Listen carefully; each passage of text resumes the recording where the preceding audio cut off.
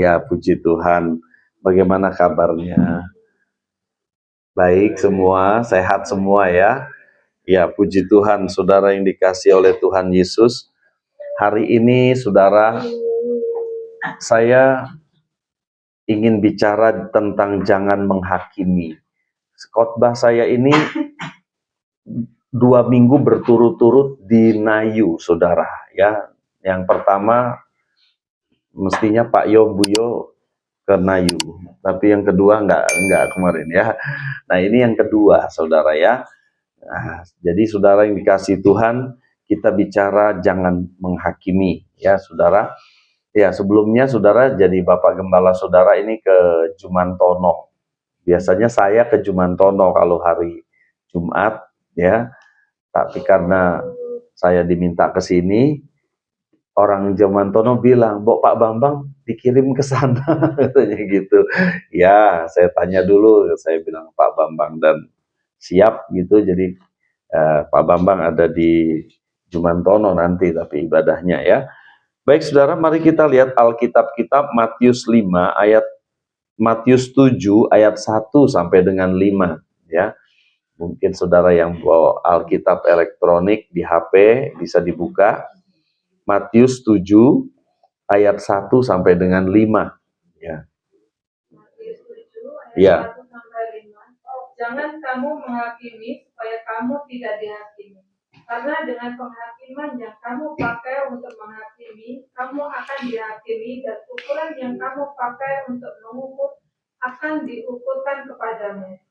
Mengapakah engkau melihat selubab di mata saudaramu, sedangkan balak di dalam matamu tidak engkau ketahui? Bagaimanakah engkau dapat berkata kepada saudaramu, biarlah aku mengeluarkan selumbar itu dari matamu, padahal ada balak di dalam matamu? Hai orang munafik, keluarkanlah dahulu balak dari matamu, maka engkau akan melihat dengan jelas untuk mengeluarkan selumbar itu dari matamu. Dari mata saudaramu. Ya. Baik, saudara yang dikasihi Tuhan, ayat-ayat ini kalau kita mau pahami, saudara nggak bisa baca sekali, harus baca lagi, ya toh, baca lagi. Tetapi saya akan jelaskan dari poin-poin yang ingin saya sampaikan, ya. Yang pertama, saudara, menghakimi adalah sikap merasa unggul daripada orang lain. Ini ya. Jadi sikap menghakimi itu merasa dia lebih unggul dari orang lain. Kenapa bisa begitu? Karena orang yang menjadi hakim itu misalnya ya, di pengadilan, kan ada hakim ya, saudara ya. Hakim di pengadilan adalah orang yang diberi otoritas, wewenang oleh pemerintah untuk menyatakan benar atau salah suatu perkara. Dan apakah orang itu dibebaskan ataukah orang itu membayar denda atau masuk penjara. Berapa tahun?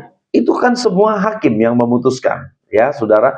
Jadi hakim adalah orang yang ditempatkan negara di atas saudara wewenangnya. Kita nggak bisa menjadi hakim, betul kan? Walaupun seringkali kalau ada pencuri dihakimi oleh masa, tapi kan itu sebenarnya tidak diperbolehkan, ya saudara. Udah babak belur gitu baru diserahkan ke polisi gitu, saudara ya. Ini penghakiman oleh masa, saudara. Tapi enggak, sebenarnya masa itu tidak diberi wewenang oleh pemerintah untuk menghakimi orang, betul kan, saudara ya. Jadi kalau kedapatan orang mencuri, membunuh dan sebagainya, itu harus diserahkan kepada polisi untuk kemudian diteliti berkasnya dan sebagainya, dan kemudian akan masuk ke pengadilan. Hakimlah yang akan memutuskan. Jadi hakim itu apa? Orang yang wewenangnya lebih tinggi dari saudara dan saya. Betul nggak? Ya. Demikian juga kepolisian. Polisi lalu lintas. Dia mengadakan mokmen misalnya, ya. Dia diberi wewenang oleh pemerintah untuk memeriksa SIM, kelengkapan STNK motor atau mobil yang kita kendarai, saudara ya. Kalau tidak lengkap, maka polisi tersebut punya hak untuk menilang, saudara. Nah, kenapa? Dia punya otoritas di atas kita. Ya, jadi saudaraku yang dikasihi Tuhan, apa yang Tuhan ingin katakan dengan jangan menghakimi? Artinya, setiap orang di antara kita tidak boleh menempatkan diri lebih tinggi daripada orang yang lain. Begitu kan? Kalau hakim itu kan posisinya lebih tinggi dari saudara. Kalau polisi lebih tinggi dari kita. Karena mereka diberi wewenang otoritas oleh pemerintah. Nah, ketika Tuhan bicara kepada anak-anaknya, murid-muridnya, yaitu saudara dan saya, dia katakan jangan menghakimi, berarti apa saudara? Tidak boleh di antara kita yang merasa lebih tinggi daripada satu dengan yang lain. Paham ya saudara ya? Jadi saudaraku yang dikasihi Tuhan, kalau ada orang di antara kita berkata begini, Pak Anto itu sombong, misal ini ya, misal saya yang ngomong begitu. Berarti kalau saya bilang Pak Anto sombong, berarti saya merasa saya tidak sombong. Berarti saya merasa secara rohani di atasnya Pak Anto. Kan begitu kan saudara? Ya, benar kan saudara? Kalau saya bilang Pak Yo salah, berarti otomatis saya benar gitu saudara. Ya, saya menempatkan posisi di atas Pak Yo. Nah, saudara yang dikasih Tuhan, itu sebabnya saudara, Tuhan berkata jangan menghakimi. Ini adalah Tuhan ingin menangani satu sikap sebenarnya, saudara ya. Sikap apa? Merasa lebih unggul daripada orang lain, ya saudara. Tuhan bilang jangan yang seperti itu. Oke, ini yang pertama, ya. Jangan merasa lebih unggul. Yang kedua, kata jangan menghakimi bukan berarti menutup mata terhadap dosa. Misal, tadi kan saya bilang ya, kalau Pak Yo saya bilang salah, berarti saya merasa benar. Tapi bukan berarti saya tidak boleh menyatakan kesalahan. Misalnya, ada orang berbohong atau mencuri, jelas-jelas berdosa ya saudara ya. Mencuri kan nggak boleh kan saudara ya. Mencuri, kita bilang, alah mencuri Siti, wayo, ya. Tapi yang namanya mencuri itu adalah, ya tetap mencuri kan. Ya, alasannya apapun juga, ya kan saudara. Walaupun alasannya nggak punya uang dan sebagainya, namanya mencuri ya tetap mencuri. Apakah kalau di gereja ada yang mencuri? Mana ada saudara pikir di gereja mencuri? Siapa bilang saudara? Di Nayu itu berapa kali kehilangan loh saudara. Bener, istri saya apa jam ya? Apa jam? Ditinggal sebentar saudara, copot jam di kamar di wastafel. Ditinggal sebentar lupa kan? Balik lagi hilang. Jangan pikir di gereja orangnya semua baik. Ya. Saya pernah dulu kalkulator, zaman dulu tuh kalkulator saya agak mahal, bukan kalkulator biasa yang ada sin, kos untuk anak-anak kuliah itu loh saudara. Ketinggalan di gereja, sebentar hilang, saudara. Ya, saudara yang dikasih Tuhan, jadi jangan pikir di gereja semua baik-baik saja ya. Ternyata ada juga yang mencuri di gereja, saudara ya. Nah, kalau saudara tahu ada seseorang mencuri, apakah saudara diamkan saja dan bilang, oh Pak Teddy bilang jangan menghakimi, nggak boleh ngomong salah. Itu nanti kita merasa lebih tinggi dari orang lain. Bukan itu maksud Tuhan, saudara. Jadi kata jangan menghakimi bukan berarti kita menutup mata terhadap dosa. Gitu ya. Kalau ada orang berdosa, biarin aja lah dosa-dosa dia sendiri, biarin aja. Bukan begitu, saudara. Jadi bagaimana kalau ada saudara kita yang berbuat dosa, saudara? Apakah kita biarkan? Nanti takut kita, kalau kita menyatakan menegur dia, nanti kita dibilang menghakimi lagi. Bukan, saudara. Saudara mempunyai kewajiban untuk menegur orang tersebut. Tapi dengan cara yang benar. Mari kita lihat Matius 18 ayat 15.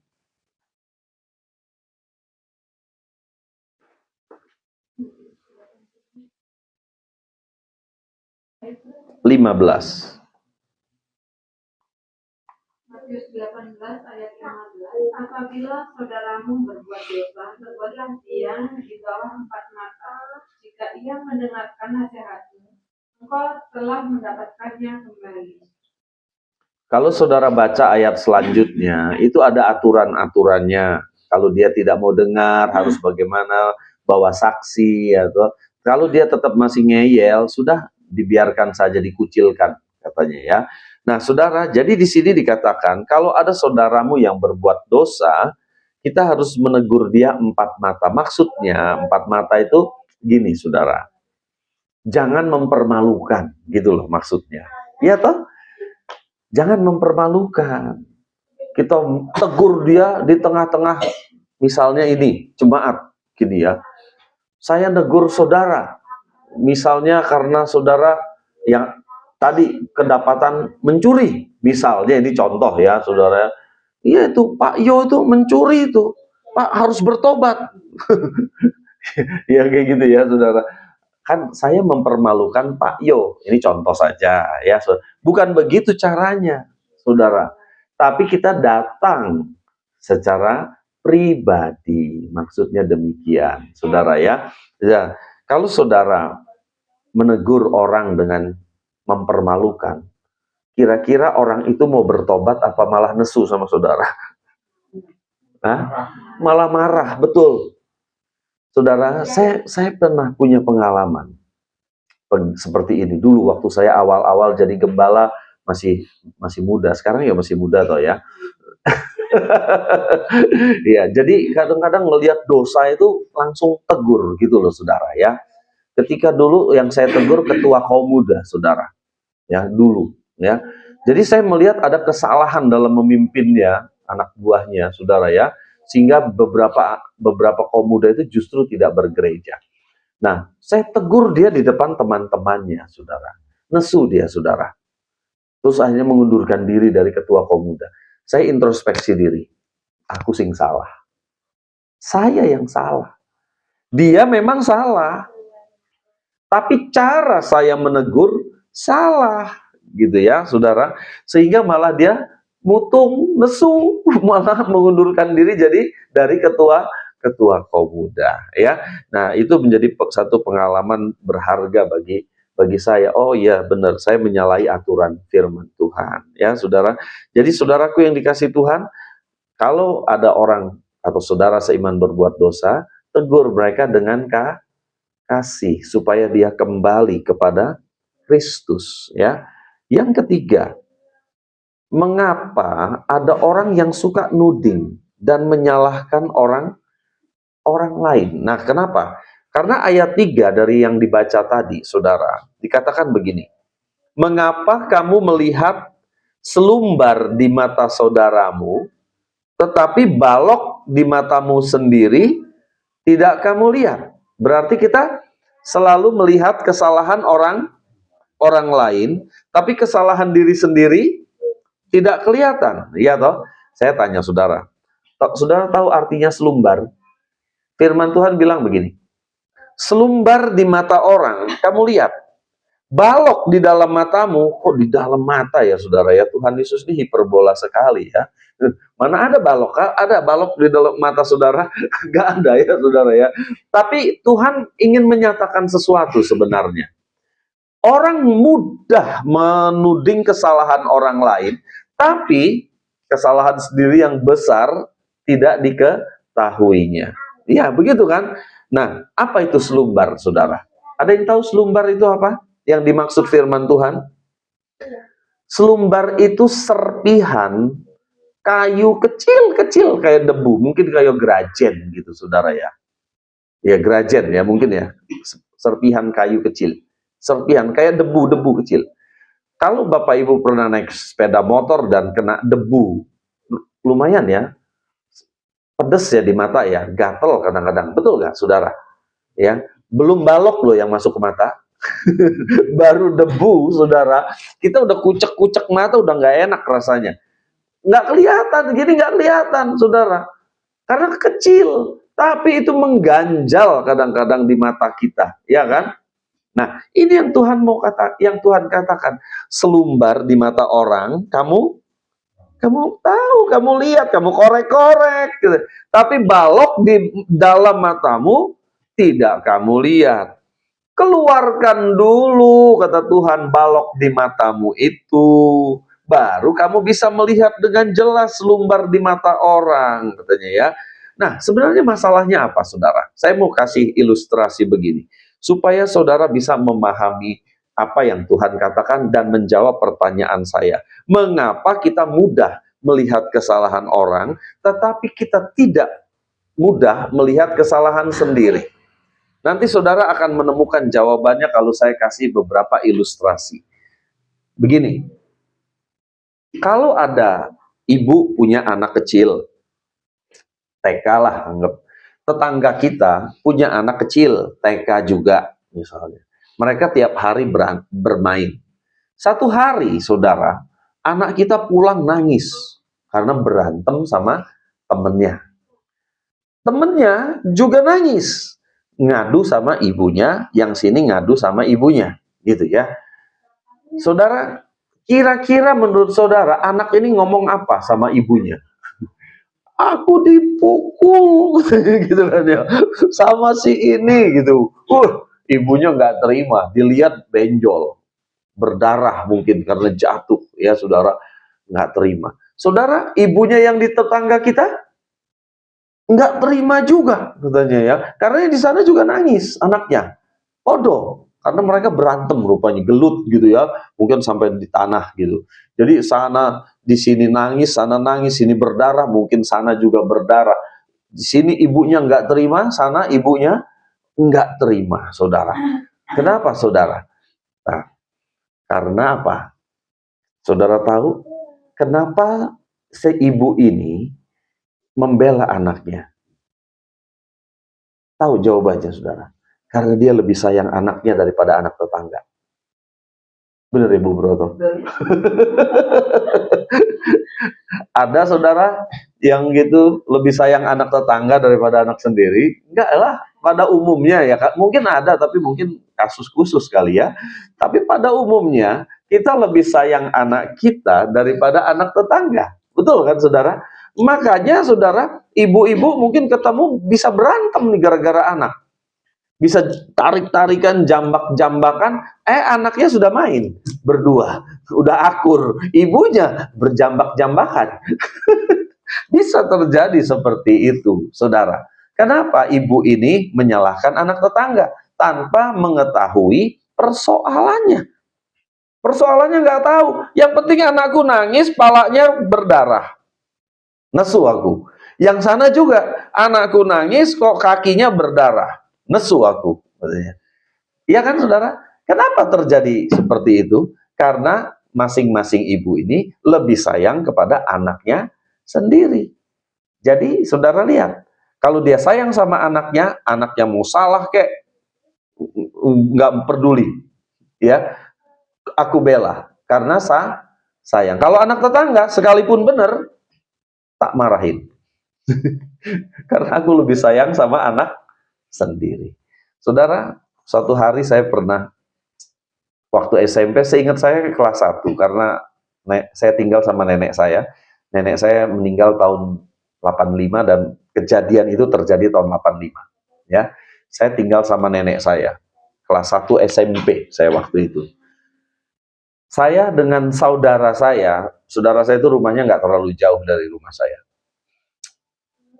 Jadi sering main bareng. Umurnya sama, saudara ya, selisih 4 hari. Nah, kartu apa itu? Remi ya, saudara, kartu remi ya. Itu sebar kemana? Ke atas genteng, saudara. Jadi dia nyebar ke atas genteng, saya nyebar ke atas genteng. Jadi genteng itu penuh dengan kartu remi, gitu ya, saudara. Nah, nenek saya keluar, saudara. Begitu nenek saya keluar, marah nenek saya, saudara. Nenek saya tuh galak, saudara. Ya, marah dia, saudara. Terus, saudara tahu yang dimarahin siapa? Saudara saya. Saya dimarahin nggak? Enggak, saudara. Karena saya cucu kesayangan. Saya ini cucu pertama. Dan saya cucu kesayangannya, saudara. Itu saya ingat peristiwa itu. Kenapa saya ingat? Karena saya batin, kok aku orang di sana ini gitu loh. Ya, kok saya nggak dimarahin? Nenek saya marah sama saudara saya itu, saudara. Saya nggak dimarahin, padahal yang melakukan berdua, saudara. Yang melakukan kesalahan itu, menurut nenek saya itu kesalahan, ya. Itu berdua. Kenapa, saudara? Karena nenek saya lebih sayang kepada saya daripada saudara saya itu. Ya, saudara yang dikasih Tuhan, lihat rasa cinta itu, saudara, itu membuat kita menutupi kesalahan. Betul ya? Kasih menutupi segala sesuatu. Ada ya? Betul, saudara? Kasih menutupi segala sesuatu. Oke, saya kasih contoh lagi, saudara. Saya kasih contoh lain. Suami istri lah, suami istri. Ya, kalau dia masih pacaran, masih awal-awal pernikahan, mesra banget. Ngomongnya juga halus. Apalagi masih pacaran, saudara ya. Apa yang dibutuhkan pasangannya itu dibelikan, gitu ya, saudara, dibelikan. Nah, saudara, kata-katanya lembut. Kalau salah, pasangannya sedikit nesu, minta maaf. Nah, gitu kan ya, saudara ya. Wah, enak banget deh kalau pacaran terus gitu ya. Tapi saudara, setelah 2 tahun menikah, 3 tahun menikah, kadang-kadang ya, saudara ya, kasih ini mulai luntur gitu loh, saudara. Hah? Apa? Ngomong bapak. Iya, kasih ini luntur, saudara. Sehingga kadang-kadang yang dulu memperhatikan, bahkan udah makan belum, kalau pacaran kan gitu ya, nggak peduli makan apa enggak gitu misalnya ya, saudara makan mau karepmu gitu. Ya, sudah seperti itu, saudara. Nah, saudara, kenapa, saudara? Saudara lihat, kasihnya luntur, ya, saudara. Jadi, saudara, prinsipnya apa yang ingin saya sampaikan di sini? Kasih itu menutupi kesalahan. Sekarang gini, saudara. Saudara mengasihi diri sendiri? Mengasihi diri sendiri? Betul. Alkitab katakan, kasihilah sesamamu manusia seperti dirimu sendiri. Saudara mengasihi diri sendiri. Tetapi kita selalu menyalahkan orang lain. Berarti kita sayang kepada diri sendiri, tetapi ayo, saudara bisa ngelanjutin nggak? Saudara kurang cinta sama saudara yang lain. Padahal Alkitab katakan kasihilah sesamamu seperti mengasihi diri sendiri. Saudara lihat apa ilustrasi yang saya sampaikan. Nenek saya, dia nggak marah sama saya. Kenapa? Karena dia mengasihi saya. Pokoknya kalau orang dicintai, itu banyak pengampunannya deh. Ya, banyak mengasihinya. Kadang-kadang kesalahannya nggak kelihatan kesalahannya, saudara. Betul kan? Bahkan kalau saudara terlalu sayang kepada diri sendiri, saudara pun nggak bisa melihat kesalahan diri saudara. Itu sebabnya poin ketiga ini, saudara, dijawab. Mengapa ada orang yang suka menyalahkan orang lain? Terus menyalahkan orang lain. Karena dia terlalu sayang kepada diri sendiri, nggak pernah lihat balok di matanya, tetapi selumbar di mata orang lain kelihatan, gitu loh, saudara. Tapi coba lihat orang pacaran, balok di mata pacarnya pun nggak kelihatan. Kesalahan yang besar di mata pacar, yang dimiliki pacarnya, nggak tahu, saudara. Taunya kapan? Kalau sudah menikah. Loh, ya ampun. Tak kira dulu baik. Wis kebacut. Ya toh, saudara. Lihat, saudara, bahwa kasih gitu seperti. Makanya ada istilah cinta buta. Cintanya buta, saudara ya. Ya, jadi saudara, ini jawabannya. Kasih sebetulnya ya, saudara. Jadi banyak orang melihat selumbar di mata orang lain, tetapi balok di mata sendiri nggak kelihatan. Kenapa, saudara? Jelas alasannya, karena kita kurang mengasihi orang tersebut, ya. Itu sebabnya kita balok di mata kita nggak kelihatan. Kenapa? Karena kita terlalu mengasihi diri sendiri. Terakhir, keempat. Di ayat berapa ya tadi ya? Pasal 7 yang dibaca tadi, ukuran yang kamu pakai akan diukurkan kepadamu. Betul ya? Ayat berapa tadi Mas Wahyu, bisa lihat? Ayat 5 mungkin? Ayat 2 ya?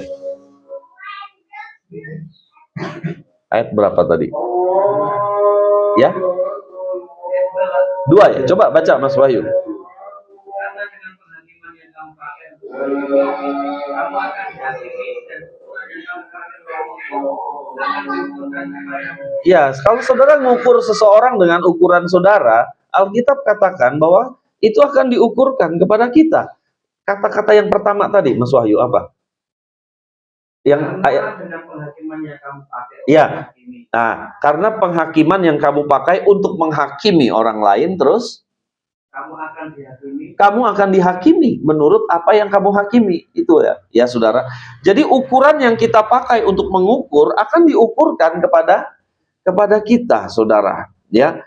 Nah, saudaraku yang dikasihi Tuhan, dengan kata lain gini, bagaimana cara kita bertindak akan menjadi cara yang dipakai Allah untuk berurusan dengan saudara dan saya, dengan kita.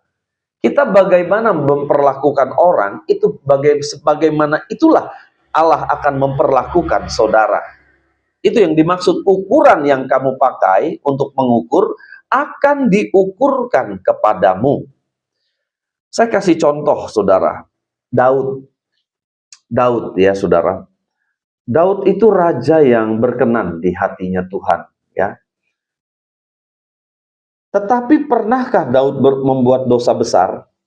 Pernah. Apa itu, saudara, dosa besar Daud? Mengambil istrinya Uria. Siapa namanya, mah? Batsyeba. Tapi sebenarnya bukan itu dosanya. Bukan mengambil istrinya, tapi dia membunuh Uria. Dia membunuh Uria karena mengingini istrinya. Dia bilang begini sama panglimanya, taruh Uria, ini suaminya Batsyeba, di tempat yang paling depan. Artinya itu tempat yang paling berbahaya, dengan maksud supaya mati. Jadi dia membunuh tidak menggunakan tangannya, tapi menggunakan wewenangnya sebagai raja. Secara moral orang lihat Daud nggak bersalah. Kematian Uria itu kan karena perang, toh saudara. Betul kan? Karena perang kok. Daud nggak salah. Apa ada orang yang menyalahkan Daud karena tentaranya meninggal perang kayak gitu? Enggak kan, saudara? Tapi Tuhan tahu hatinya Daud. Ya, karena Tuhan memeriksa hati. Di hadapan manusia, Daud nggak bersalah secara moral. Karena setelah itu si Batsyeba jadi janda kan. Diambil menjadi istri bagi Daud, nggak masalah. Karena dia sudah tidak bersuami. Betul kan, saudara? Nah, jadi secara hukum moral, nggak masalah bagi masyarakat. Tetapi bagi Tuhan, ini masalah. Kenapa? Karena hatinya Daud salah. Dia membunuh suaminya, Batsyeba. Satu hari ada seorang nabi yang nggak terlalu terkenal, namanya Nabi Nathan. Dia datang menghadap Raja Daud. Nabi ini mengo dia ya, disebut namanya. Ya, Nabi Nathan, saudara ya. Dia menghadap Daud, dia berkata begini kepada raja. Kalimatnya saya buat sederhana saja. Intinya ada seorang miskin mempunyai domba betina kecil, satu. Dan dia sangat sayang dengan domba betina ini. Dan ada orang kaya yang punya banyak kambing domba. Dan orang kaya ini merampas paksa domba betina milik orang miskin ini karena dia menginginkannya. Dia tanya sama Raja Daud, apa yang harus dilakukan terhadap orang kaya itu? Raja Daud marah, saudara. Kalau saudara baca di mana itu ya, 2 Samuel ya. Raja Daud bilang orang itu harus mati dan domba itu harus diganti 4 kali lipat, kata Daud, saudara. Saudara, Nabi Nathan bilang, orang kaya yang merampas itu adalah tuanku raja. Sedangkan pemilik itu ada orang miskin itu adalah Uria. Yang direbut itu adalah Batsheba, istrinya. Itu yang dikatakan oleh Daud, saudara. Nathan, saudara. Nah, saudara perhatikan perkataan Daud. Daud bilang apa? Orang itu harus mati dan dia harus mengganti berapa? 4 kali lipat. Daud menghakimi siapa? Dirinya sendiri. Saudara lihat nanti ceritanya. Memang semua orang harus pasti mati ya, saudara ya. Tapi dalam waktu singkat itu, saudara, anak yang lahir dari Batsheba mati. Kemudian siapa ya yang bertikai? Absalom dengan siapa itu? Kakak adik bertengkar, mati. Ada 4 yang mati anaknya Daud, saudara. Dalam waktu yang mungkin tidak terlalu lama. Ada 4 anaknya yang mati. Dia menghakimi dirinya sendiri sebenarnya, saudara. Itulah yang dikatakan Alkitab, saudara. Ukuran yang kamu pakai untuk mengukur akan diukurkan kepadamu. Saya mau mengakhiri khotbah saya tentang menghakimi diri sendiri dengan satu cerita, saudara ya. Ada seorang ahli, udah tua banget. Dia ahli kritik. Kritik apa? Lukisan. Nah, ada Pak Bambang sebenarnya ya yang ahli melukis. Mungkin kalau Pak Bambang melukis juga dikritik sama Bapak ini. Ya, saudara ya. Karena memang dia tukang kritik. Ada lukisan-lukisan gitu, semua dikritik. Dan dia menghabiskan waktu memang untuk membaca buku supaya dia menjadi ahli dalam mengkritik lukisan. Tapi dia sudah sangat tua, saudara. Satu hari ada pameran lukisan yang mahal ya, bergengsi lah boleh dikatakan di satu galeri, saudara. Ya, dia dengan semangat 45 dia datang ke galeri tersebut bersama dengan istrinya. Karena dia mau mengkritik semua lukisan, saudara ya. Ya, dia mau mengkritik semua lukisan yang ada dan dia memang ahli. Kalau dia mengkritik orang nggak bisa ngomong karena memang apa yang dia katakan adalah benar adanya. Tapi problem, saudara, ketika dia sampai di galeri, dia bilang sama istrinya, "Bu, kacamataku ketinggalan." Kacamatanya ketinggalan, terus dia mau melihat lukisan itu burem, saudara. Ya. Akhirnya bagaimana, saudara, cara dia melihat lukisan? Dia dekatkan. Kalau ini lukisan dekat gitu ya, mukanya ini dia deketin sama lukisan, akhirnya bisa kelihatan. Tapi harus dekat, harus dekat sekali, baru dia bisa lihat. Kemudian mulailah dia mengkritik satu demi satu, semuanya kena kritik itu lukisan. Sampailah yang terakhir, bingkainya emas, saudara ya. Dia kemudian dekatkan lagi wajahnya, dia lihat, agak lama dia lihat, saudara. Dia mulai marah, saudara. Dia marah, dia bilang begini, mana ini panitia nih, panitia pameran ini, panggil panitianya. Kenapa ada lukisan sejelek ini di galeri ini? Yang lain dikritik, tapi oke lah, dia bilang. Ini pameran bergengsi.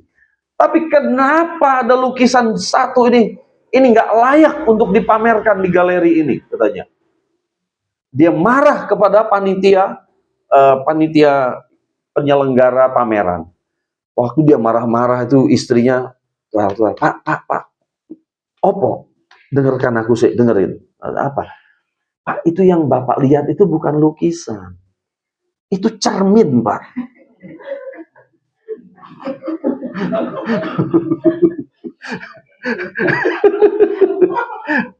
Paham saudara?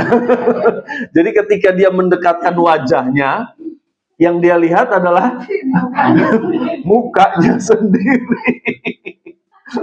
Dan dia bilang itu yang paling jelek. Setelah dia mengkritik semuanya, pada akhirnya dia mengkritik dirinya sendiri. Iya, ini seperti Raja Daud tadi ya, saudara ya. Dia mulai memberikan penghakiman kepada diri sendiri. Saudara, hati-hati ya, saudara ya, ketika kita menuding orang, ada jari 4 yang menuding ke dalam diri kita. Itu sebabnya Tuhan bilang, keluarkan dulu balok di matamu, baru engkau bisa melihat selumbar di mata orang lain. Amin, saudara. Jadi jangan gampang menyalahkan orang lain ya. Tapi kalau ada orang berdosa, boleh nggak ditegur? Boleh. Tapi harus punya cara yang baik, gitu ya. Baik, saya nggak perpanjang firman Tuhan, saudara. Kita